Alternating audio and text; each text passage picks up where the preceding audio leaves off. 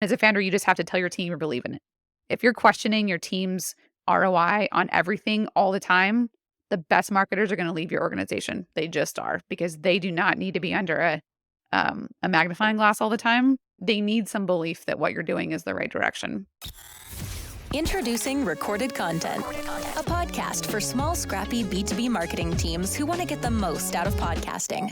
In each episode, we capture stories from industry experts and podcasters. Listen in and uncover what it takes to launch, run, and grow a successful B2B podcast. Check out and subscribe to the show on Spotify, Apple, or wherever you listen to your favorite shows.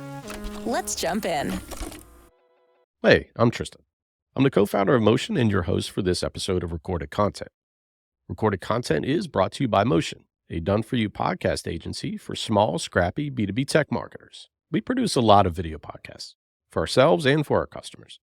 Most of the time, the video podcasts get repurposed for YouTube, whether that's posting the full episode out there or creating promo videos or even YouTube shorts. And a lot of our customers benefit from building out their own YouTube channel. But what does it really take to grow a channel? How can a small, scrappy marketing team be successful on YouTube? Well, in this episode, I have a conversation with Ali Schwanke, the CEO of Simple Strat. Ali's company runs HubSpot Hacks, the unofficial YouTube series full of straight-to-the-point tips and tricks for getting the most out of HubSpot. In the last 3 years, they've released over 100 videos and have gotten over 1 million views. And I wanted to have Ali on the show to learn more about why her company decided to launch a content series on YouTube and understand how she's been able to be so consistent over the last several years. Heading into this conversation, I was doing a lot of research. I was checking out LinkedIn profile, obviously your YouTube channel and all this stuff. And one of the things that caught my eye was actually a LinkedIn post. And I thought that would be a good segue into what we're going to talk about today. Let me just read that post, which you had out there about 3 weeks ago at this point. You said results come from continued execution, sometimes long after the rest of the market has given up. LinkedIn still works, email still works, video still works, direct mail still works. It's the unsexy execution paired with review and adjust that leads to growth. So when did you realize that it's important to execute? It's not about always chasing that shiny object that's in front. Yeah, I think that's people always are looking for the silver bullet, or they want to know what works now. And the difficult thing, I think, to educate folks about is that the thing that works now is what you started probably 90 days to 180 days before. And you can sometimes get lucky, but it's that, like business coaches will say, success comes from being able to replicate what you did before for the future. And if you got lucky, there's no way to maybe put that into a process and move forward. So let me tell you a little bit about the story behind where that post came from. Yeah. So we've been running a YouTube channel for it'll be 3 years here in the summer. And when we first started the channel, we definitely leaned into let's start with the idea and kind of execute in like a homemade way, as opposed to hiring like a bunch of production and doing all these kind of crazy things. And let's see if people actually even just find this like kind of homegrown version of it to be helpful. And so used Loom, I recorded some videos, knew the traffic and keywords we were going after, and executed and said, if we hit this amount of views in this amount of time period, we'll go ahead and go. So we got some early indication, decided to launch that into its own branded channel. And from there, we executed consistently, weekly, again, higher production, but for 6 months. And I will tell you, as an executive, if I were looking at this program, picture a line and it not moving at all. Like barely at all. Right? It's like the people that are going to the gym and they're telling you they're on a new workout program and they've lost their initial water weight and they're just kind of the same now. And like everyone else are like, man, I'm working so hard, but it's not showing up yet. So, at about the 6-month mark is when we had enough data to go back and actually analyze. So I think that's the hard part is you can't do what you need to do to grow. And even like with podcasting, until you have a certain amount of episodes under your belt, you can't determine whether or not the audience is finding it helpful. So at that 6-month mark, went back, re-optimized, got some insights, took some specific actions. And from there, you started to see it. It wasn't a hockey stick, but it's definitely like, wow, there was an inflection point. And that's been the same with anything that I've done. Like I've been posting to LinkedIn for the last 30 days daily. And I had a post that hit it viral. Like it was a really evidently appropriate thing at the time. Mhm. But I didn't start using LinkedIn yesterday. I have been actively investing in LinkedIn for the last year and a half. So I think it's that everybody wants the results that you get from the things that they don't see that you've put in the 12 months prior to your initial like success moment. Yeah. I'm still waiting for my LinkedIn viral post, but maybe that'll come tomorrow. I don't know. We'll see. But I think this is a good like foundation for the conversation I want to have with you today. And I even want to go back. So let's go back 3 years ago. You elected to go and move forward with a video series Mhm. on YouTube. So what were you thinking about at the time as an executive? You know, why did you elect to build this pillar content series on YouTube? Yeah, I mean, really, as a strategist, my job and my team's job, so it was not just me, as my team too, was to look at the market and see how we could generate traffic, or we'll even say at the time like thought leadership credibility around the idea that we were a HubSpot partner. So what I had falsely believed at the time was that when we joined the HubSpot partner program back in 2017 as a newer company, I thought, great, we're now a HubSpot partner. Let the people come to me. And it's funny because I think any good salesperson does a good job of instilling hope in you. And then there's that emotion post sale where you go, okay, well, where's all the stuff that you promised me that's supposed to be coming? And the truth is that was just the first step in the journey of establishing that credibility. So when we realized that we're in a geographic area, so I'm based outside of Omaha, Nebraska, which people find surprising given the amount of like technological forward content we put together. But they're not going to find us geographically when they go to look for us. And so, how do we break through the noise and break through all of these specific topics that one, HubSpot's already talking about, two, every other partner under the sun is writing blogs about? We just couldn't figure out how to break into that space. What we did realize was no one's making content that helps me use HubSpot better in a quick manner that doesn't give me their life story, that just shows me how to do it. And by demonstrating that, you naturally prove that you know how to use the platform. So that was where the, kind of genesis of the idea came from. And then from there, we simply used Loom to record some screencast videos about very commonly asked questions that we knew based on keyword research and based on our experience with clients, people needed a video to show them how. There was no video to do it. So we're like, why don't we just show people how to integrate HubSpot with their Gmail? What if we just shot a Loom, went after keyword traffic and promoted that? And that's really where it came from. And that's why we decided to double down. Plus we had the resources, and then my background is also some video production. So that resource and sort of opportunity there lend itself into the project. But really the gap was no one was doing this. Can we execute well? And let's not put all of our cards on the table until we at least like lay down a couple and see if it's the right direction. Yeah, and I'm curious, like, what did those brainstorming sessions feel like? Because a lot of times customers come to us and they've had a lot of these sessions already Mhm. internally, and they've come to the conclusion that, hey, we're going to go in the direction, we're going to create a podcast. And then that's when people find us. So we're typically like really later stage in that process. But I'm curious, like, was it you driving that decision? Did you have other people on your team that were doing research and coming up with examples? And like, what did that process look like before you said, "Hey, we're going to move forward with this YouTube series"? Yeah, there was a couple people involved. So myself and my business partner were at the helm of that. And so it actually, ironically, it became more fruitful or became more of a reality when we had pitched this very idea to a software company that we were working with. They had a very simple product, but using it could have been a little challenging.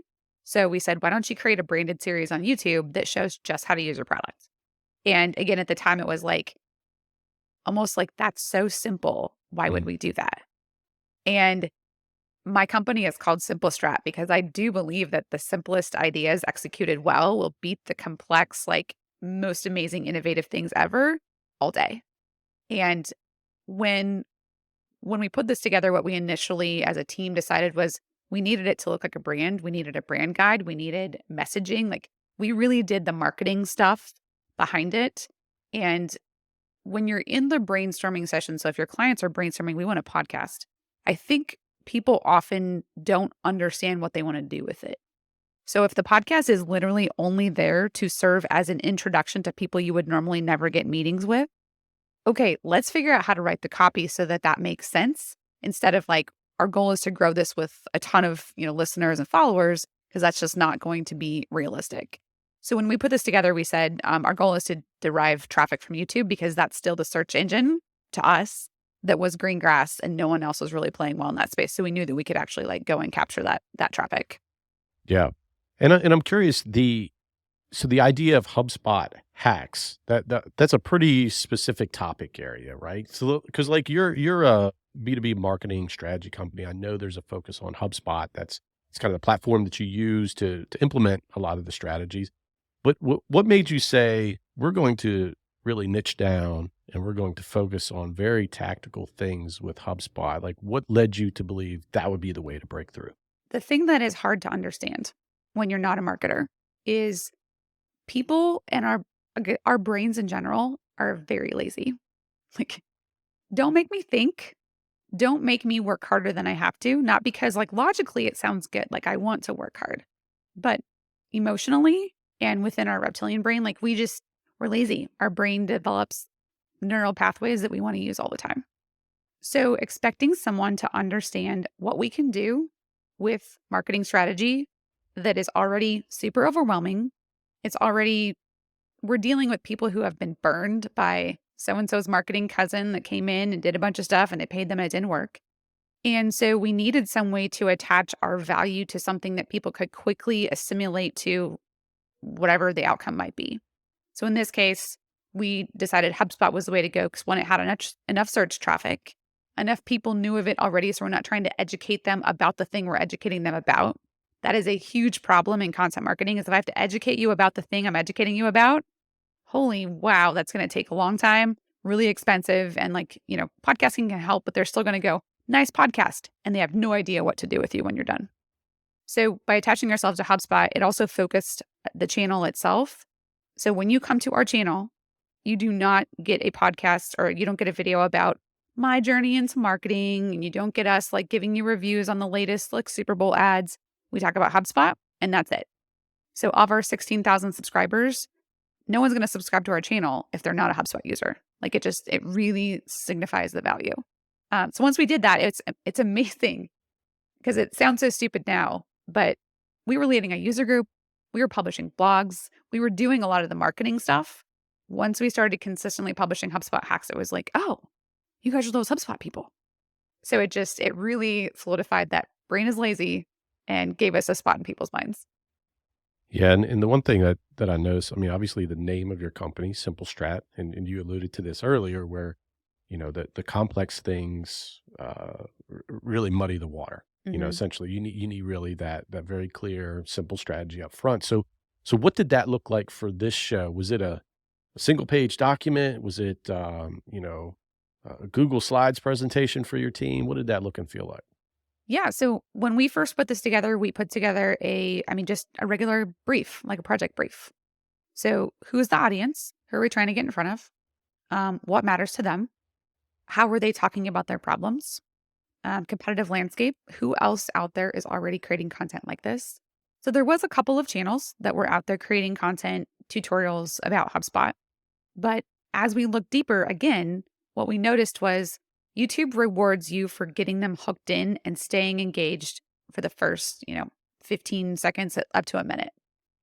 And if you're telling me the life story and why you like HubSpot and all the things, you're not giving me what I want as a viewer.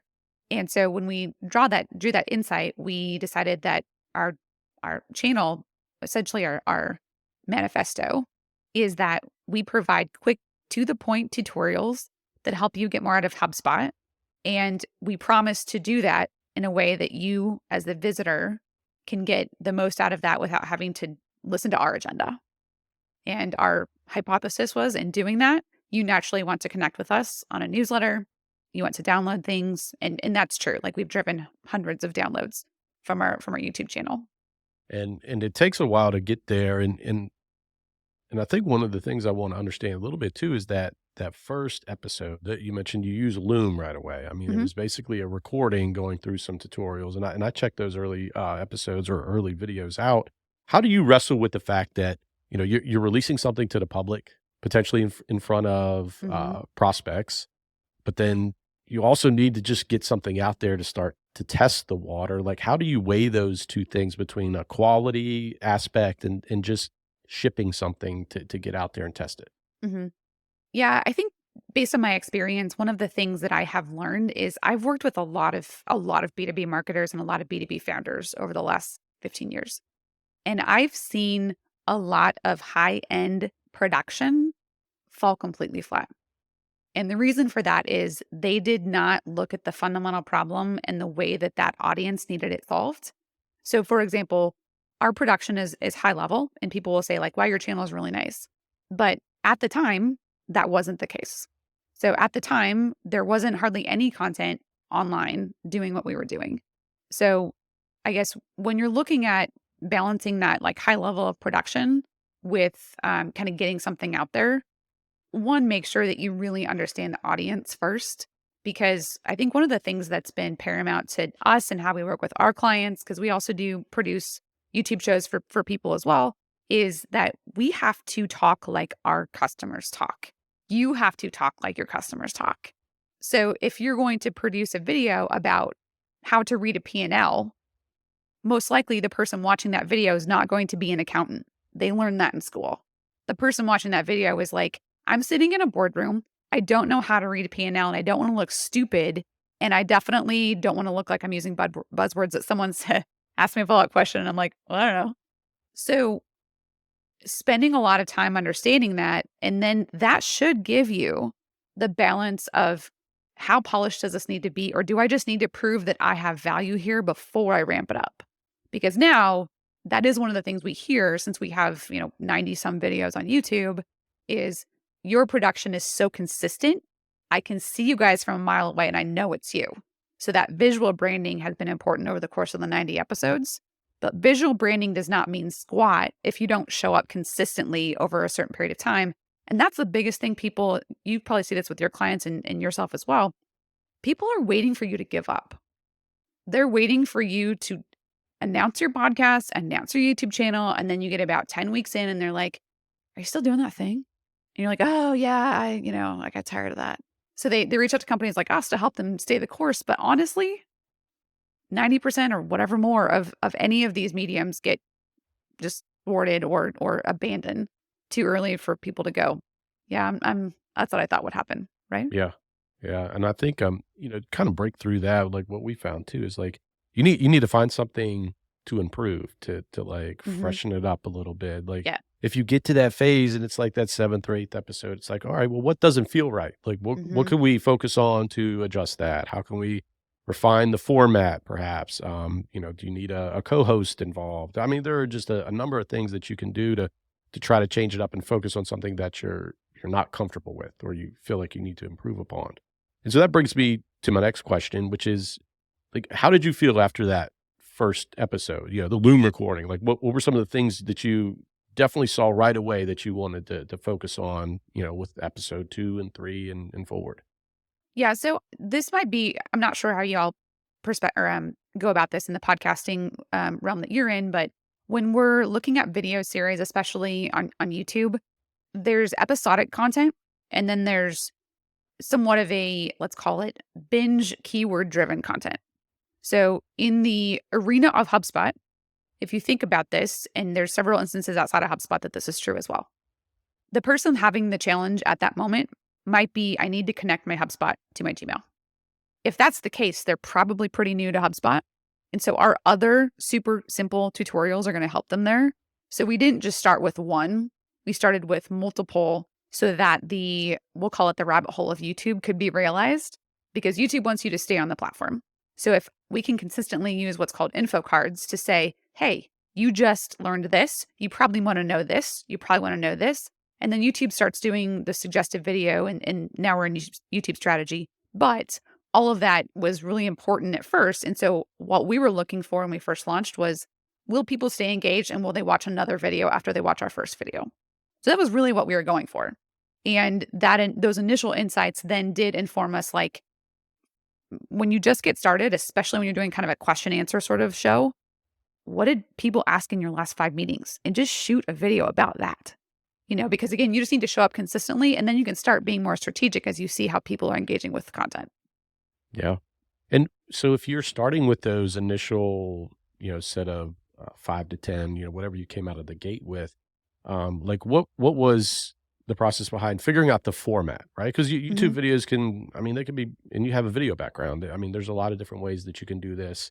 What led you down the path of, for example, you leading some of that strategy and the walkthrough and these tips? Like, what was that strategic process like?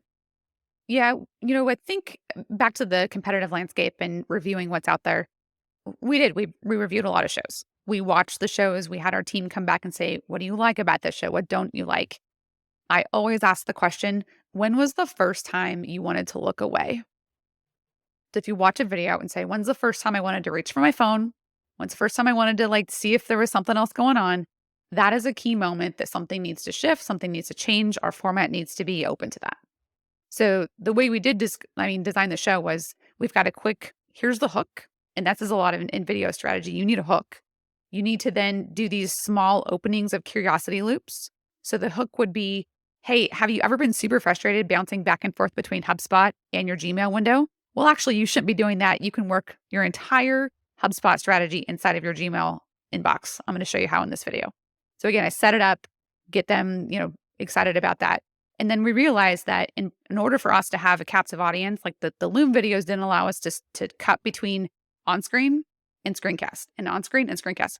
And that small realization was it feels higher production and it retains attention a lot better because you're not just watching someone walk through their computer screen for 10 minutes, right? That's boring. So knowing enough about human psychology, and this is true in podcasting too, how do you open those curiosity loops? How do you pay attention to how we consume content? And then how do we understand how, like, all of us watch Netflix, Paramount Plus, Hulu, whatever, our habits are being driven by those platforms. We need to apply that same learning of how they're capturing attention and put it into our B2B strategy, whether it's, YouTube or podcasting. Yeah. That's a good point too, toggling between full screen person, and then your desktop or the actions that you're taking as you're teaching something. So that sounds like that's something that you adjusted over time. Like what are some of Mhm. those things that you noticed or got feedback on from customers or viewers that you then implemented?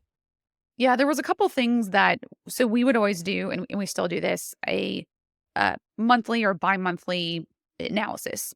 So we're looking at what search phrases are being used to find our videos, and you can see that in your YouTube analytics. What videos are we getting people from that are from suggested videos? So that would mean if someone watched a video from one of our competitors and our video is served up in the sidebar as suggested videos, it'll tell us what video that was. So that might mean, oh, do we have a video about that? Or in some cases, like that competitor, this is kind of one of my dirty secrets, and here I'm telling you it, and everybody, if that competitor has a YouTube channel with comments and they haven't really paid attention to their community, we do what's called graveyard commenting. Go find all of the people with questions that are not being answered and served, go serve them, answer them, and they will naturally want to come back and engage with your content on your channel. So, graveyard commenting was something that we deployed. We did find that our intros were too long. So when you see the graph of how people are watching your video when they drop off, we found that we were not retaining attention as well as we could. So we shortened that up. So just a lot of little things like that. It's never really a big realization. It's these little things over time that every time you change and implement that finding, that it's like compound interest of strategy. Yeah, I love the graveyard commenting. I love it because I even talked about that a little bit where, a lot of even a podcast episode can stem from a LinkedIn post that had a comment that was unanswered or, it's just hard to answer a LinkedIn comment in, 150 characters Yep. and you can't get the full context. And that's where you can extend things into a podcast episode or a YouTube video to help establish more of that context and more, education for your prospects. Ali, you mentioned this line, right? That was it was very flat Yeah. initially. So I'm curious. I mean, you're the CEO founder of Simple Strat. So like you do have some commitment level to this project, right? Up front. But when did you like what was the point where you were like, I need to at least see something to make sure that we can keep going? Like what were those signs that you said, all right, hey, we are on to something now. Let's go ahead and and stay the course here? Yeah, initially it was the feedback from the people that we knew needed the content. So our clients were finding the content helpful. We were finding so one of the first things you can do when you start a content program, I would say this is true of even podcasting, anything, is use that content as sales enablement, sales empowerment type of content before you start drawing in the cold audiences. Because if your sales team, so if my team today is not using HubSpot hacks in our follow-up from sales conversations, shame on us, because that's the most valuable piece. Is it provides a validation of, like, we talked about these things. We only remember 20% of what we talk about in our conversations. So this serves as a reminder of, like, hey, remember in our last call, we talked about this. Here's a video of how to do that. Now, it's cumbersome.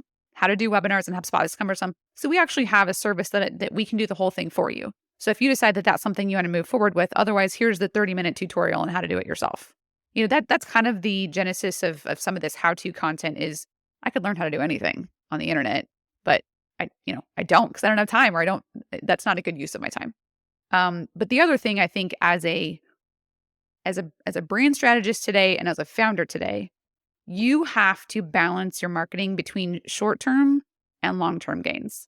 So now 3 years later, it's difficult to catch us on YouTube because we are consistently putting out video and we consistently have traffic now. So if you were to do it, you disrupt us in a big way, and you have to invest 2 or 3 times more than what we're investing already with our compound interest. The other thing is things change. So YouTube is changing. We're having to adjust maybe how we do things. We don't currently utilize shorts because short tutorials are kind of weird. Like, I'm going to watch something on mobile of how to use a HubSpot property. No. So we're going to deploy a different strategy on how to take advantage of shorts, but it's not going to look like what we're doing today. And we have to make sure that we're open to that. And as a founder, you just have to tell your team you believe in it. If you're questioning your team's ROI on everything all the time, the best marketers are going to leave your organization. They just are, because they do not need to be under a magnifying glass all the time. They need some belief that what you're doing is the right direction. Yeah, and I love that idea of, like, focusing on sales enablement, kind of that late stage funnel content, whatever you want to call it, because, Mm-hmm. and I'll admit, a lot of our customers, we would love to push them in that direction. Start with some of these questions that sales, or some of these objections that sales constantly Mm-hmm. gets, build a conversation around that, bring in another expert, another perspective, bring in an internal expert, and help answer that question in the way that is more comfortable and on message, on brand. And you can share that in the sales cycle as, additional support. But I feel like instead, a lot of folks want to start with a broader strategy, kind of like the big ticket item, with episode 1. And it's hard to wrestle with those two different strategies there. But if you can go down that direction with sales enablement, you can get some of those quick wins. You can Mm-hmm. use the content right away. So I like that approach there. And I'm curious, you talked about using it in the sales enablement strategy initially. Like, how else does this YouTube series fit within your broader marketing strategy as an agency? Yeah, there's certainly a lead generation component of it, because we've got videos that highlight different features in HubSpot. One of the things that we tout as a benefit is that HubSpot as a company, they're a software company. They have quotas, they have sales teams. They're going to be pretty aggressive. If you go to their website, they're going to try and sell you very quickly.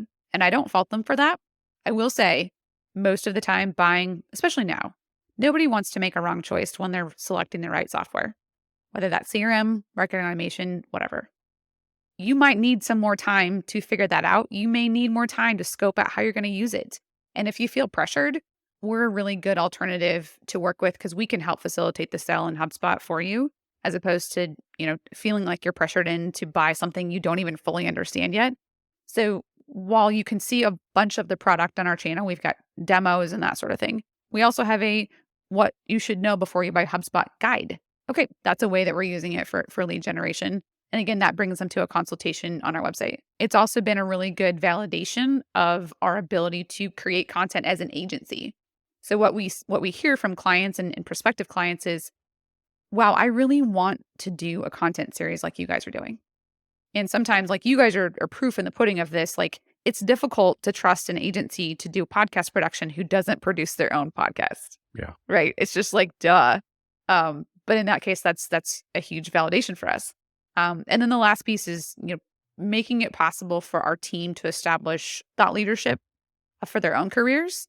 And again, we're learning the medium together, and we're able to bring those insights to the market in a way that you wouldn't be able to do that if you didn't have a front row seat on one of the biggest, again, search engines, which is YouTube, on the planet.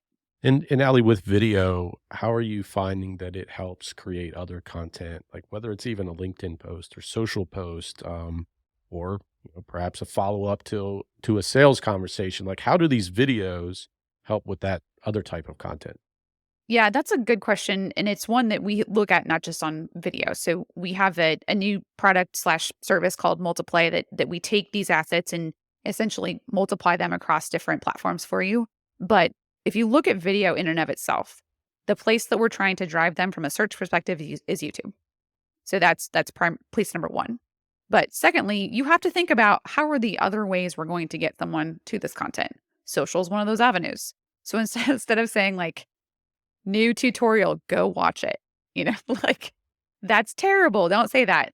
Find the hooks inside of those videos and say, one of the questions that we get from clients all the time is, why doesn't the company name field fill out automatically inside of HubSpot? Well, it has to do with associations. There's a simple workflow you can run to make that update automatically all the time, but you have to put it together. It's not native in the platform. Our latest video shows you how to do that. Check it out over on YouTube. So it's that kind of stuff where you're taking that human language and the way they talked about it in a client call or a sales meeting, and you're putting that on YouTube or LinkedIn. But all the ways you can promote it, I'll tell you a couple of things we do. So we're looking for Quora questions. What questions are being asked on Quora that relate to what we're talking about? We answer the question. And then, by the way, we also have a video. If you approach this as like hey, you asked this question, go watch my video. Like that's just spammy. That's terrible. That will fail. You'll get yourself kicked off those platforms. So that happens on Quora.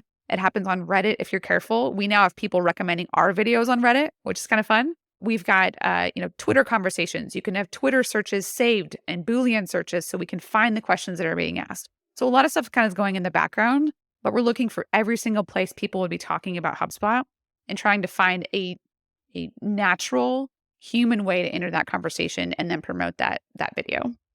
Yeah. And with all those different activities going, how do you measure the impact of your YouTube channel? Because it's more than a video now. You're using it in a lot of different areas. Like what are some of the data points that you're looking at there?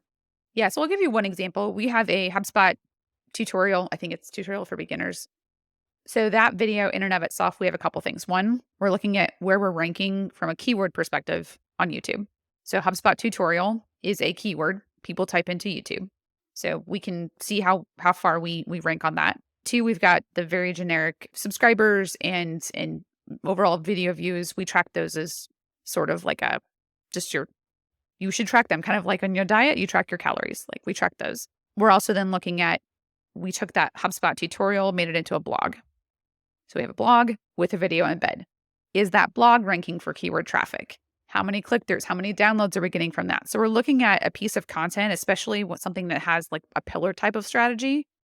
HubSpot tutorial for beginners is going to cover things like deals, things like Gmail integration, things like all these other things. So that's our central piece of content. And then how often does it spider out into these smaller topics? And then we look at, again, how many click-throughs do we get to like these other pieces of content? So it's kind of a cascading look at the metrics. But then overall, like if we look at this in terms of a like lead versus lag measure, the lag measure is how many consultations did we book, right? That's the thing that we want at the end of the day. But from that, how many downloads, how many views, like they all have to be somewhat correlated. Well, does your content always start with the video? And I'll just say from our side, it kind of goes both ways sometimes. Sometimes we'll have a blog post, with the original idea, then we'll create a video from that, then we'll back into smaller pieces. And then sometimes we'll go the other way where it's a great conversation that we had, but then it's like, oh, that sparks an idea for a blog post. Like what's the origination of a lot of your content? Yeah. So we have a commitment to create a certain number of videos a month. So sometimes those videos come as a result of it's in our planned content strategy because we know it's a gap or we know we need it. We had a video that published a couple of weeks ago and one of my associates, or I guess my business partner did it. And he said, I mentioned blah, blah, blah video. And I was like, well, we don't have a video about that. He's like, oh, I probably should shoot that so that when they come out together, I'm not like, go check out this video that we don't have yet. So that's one way, but really it's looking at why would this content be valuable in the marketplace in the first place? And where would be the first place to originate that we can execute strategically and quickly?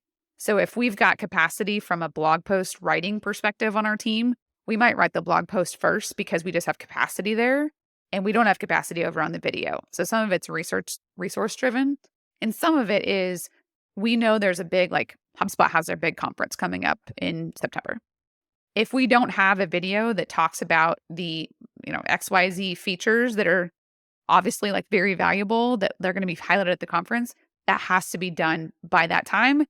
And every other agency has written about them. No one's produced a video about it yet. So it's back to that gap analysis of like, where can we come into the marketplace and get a bigger splash because there's more room to execute and it's not as crowded. And if you're sitting here, I mean, we're like 3 years later from when you started this series, right? So, and you mentioned thought leadership throughout this conversation, where that's where some of your customers are looking to create these content series for. Like, what's your view on your company's thought leadership level compared to when it was when you started that first Loom video back in the day? Yeah, absolutely. So thought leadership, I also have this firm belief that you don't call yourself a thought leader. Like it's one of those. I'll call you one. You don't have to call yourself. Yeah, like I'm a visionary. Like that's terrible. It's saying like we don't say that. But thought leadership is as we define it, the perspective of being seen as someone that has industry insight that's valuable, that is unique, that has been derived from experience. So you didn't start yesterday. And I'd say from when we first published that first Loom video to now, we've consistently grown the ability to be on, podcasts like this, obviously. We've been able to secure speaking engagements at conferences. And from each one of those things, we even have, and I don't know if y'all do this for your clients too, but we've got we'll call it a podcast or a speaker or a video activation process. So when we're on a podcast, it's not just like, well, that was nice. We've got a process like we have our team go through, create graphics, summarize, it goes in our newsletter, it goes out on social. A month later, it gets redistributed through Twitter. So there's this whole process around maximizing that appearance. So you don't actually need as many quote unquote appearances as you might think to be quote unquote a thought leader. You just need to consistently put that content in front of people. And if let's say like you and I, became friends a short while ago, unless you went back like you did for this podcast episode and listened to all of our previous content, all that previous content, if it's evergreen, still is ripe for sending that to new clients because they haven't seen it. So like you should not, that's why you need to continually promote it because it lives on for a long time. That's right. Yeah. And that's a whole different conversation and I see it all the time is when, you have this episode out there, whether it's a guest appearance or one of your own, you produce it, you go through all this effort, and then it just kind of sits out there. And you don't think about it in the context of, well, sales enablement. It's one thing. I mean, that's a big advantage for folks that have a content series like this to use it in the sales cycle. And I feel like that's a big gap, quite honestly. And we try to help our customers with that. And that goes into the whole ROI of a series like this, where sure, there's that like direct attribution if you book a lead from, a blog post that includes that embedded video in it. Sure, that's one way to directly correlate that. But there's also just this efficiency component where you're creating content that can be used in all these different ways. And it's tough to evaluate that until you actually get some of that consistent flow going. Yeah. And I would say the thing that, and you've alluded to this multiple times in our conversation here, is having specificity of your expertise. I know that sounds, again, simple, stupid, but having something that people can pinpoint and say, she always talks about these things. Ali Schwanke always talks about video. She always talks about HubSpot.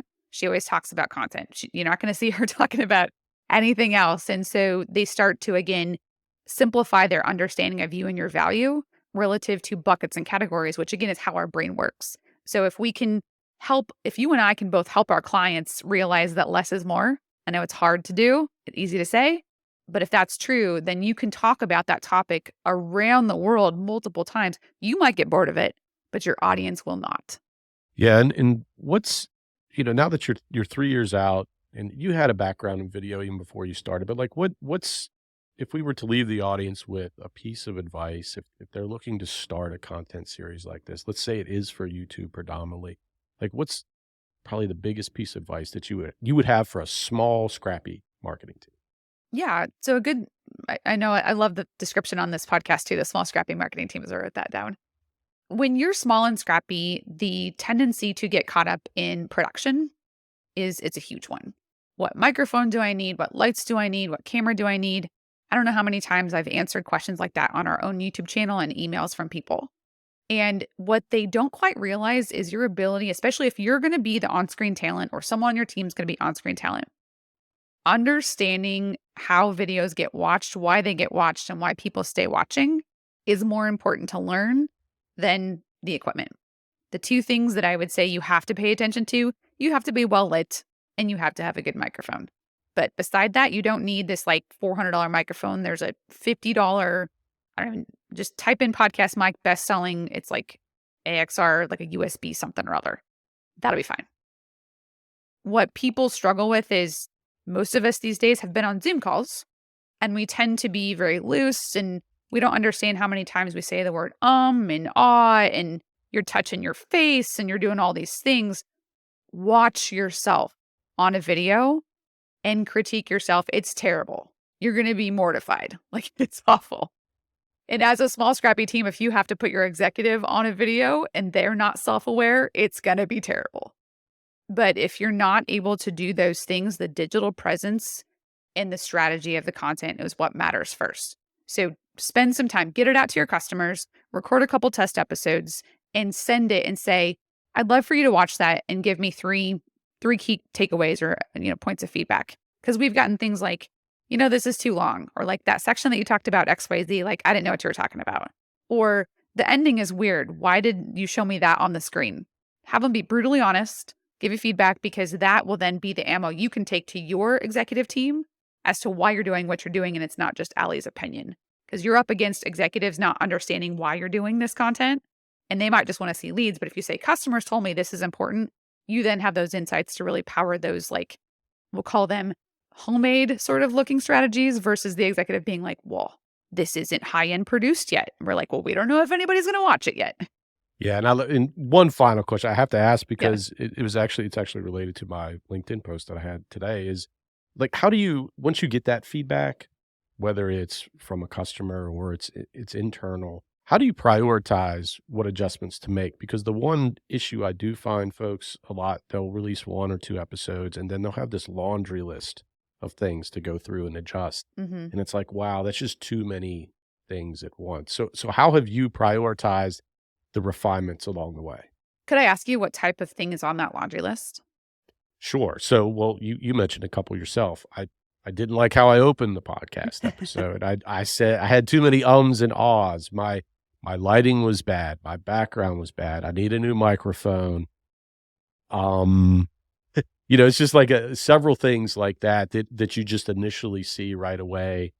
And with episode 2, folks want to fix it all. And then what happens is you get so much anxiety that you then create, I think, additional issues. So our advice typically is to prioritize that. Mm-hmm. Pick one big thing. Yep. If you want to ask a better question, or you want to start the conversation with a more higher velocity question, how would you do that? Pick Mm-hmm. one thing and move forward. So I'm just curious, like, what your approach has been there. Yeah. Similarly, one of the things, the paradigms that I look at is there something that is centrally causing issues with the entire delivery? So if that is, you are a monotone speaker, you could ask a better question. You're still going to drone on. You just start. So we need to work on vocal inflection, and you might need to hire a speech coach to, like, don't expect your podcasting company to teach you how to talk. You may need other resources there. Or from a video perspective, you may need someone to come in. You may need to hire a videographer to just come in and set up the lights in your house. Great. Do not spend all your time Googling how to set up lights because you're not a lighting expert. Just cut it out. Hire someone to come in, put tape on your floor, which is what I have in my office, tapes on the floor, and your lights always go here. So if there's something that is central to people they're going to spend their whole time. I had a teacher or a professor in college that used to start every sentence with the word "at any rate." And I don't have any idea what she taught. We were just constantly like making tick marks on our paper when she said it. So if you're doing something like that is sabotaging your entire message, you need to focus on that first. But too often times people get self-critical about all of those things. And what the customer heard was, wow, I liked when you talked about X. They don't have anything to say about your background, about your lighting, about your microphone. They're just like, wow, that was really interesting. So focus on that type of feedback in addition to, yeah, you're going to get better over time. And your first 10 episodes are probably going to look back on them and you're going to go, wow, those were pretty awful. But at the time, that's all you had. That's right. That's right. Yeah, my list is still very, very long. So I'm still ticking them off one by one, but we'll get there at some point. Well, Ali, I think that's a good place to stop. And I do want to ask, like, we've talked a lot about your YouTube show, but where can people find out more about you and Simple Strat? Absolutely. Well, LinkedIn is one of my favorite places to connect. Have quite a bit of content there that goes up daily. So if you search for Ali Schwanke, you'll find me there. Actually, if you just type in Ali Schwanke on Google, you'll find me. I'm the only one. But YouTube, we've got HubSpot Hacks as our channel over there. And then simplestrat.com, short for strategy. We have a variety of blogs, and we've got a resource library you can get access to over there. So, all right, awesome. Well, Ali, I appreciate this. Podcasting and YouTube, there are a lot of differences, but there are a lot of similarities there as well. And I think this will help a lot of our customers and listeners with their content on the podcast side. So thanks for coming on Recorded Content today. Yeah, thank you for the invite. Thanks for listening to Recorded Content, a show brought to you by Motion, a done-for-you podcasting agency for B2B tech marketers. We do the podcast stuff so you can focus on strategy, building brand awareness, and developing new relationships. To learn more about how you can launch and grow a podcast for your company, check out motionagency.io. Thanks for listening to Recorded Content.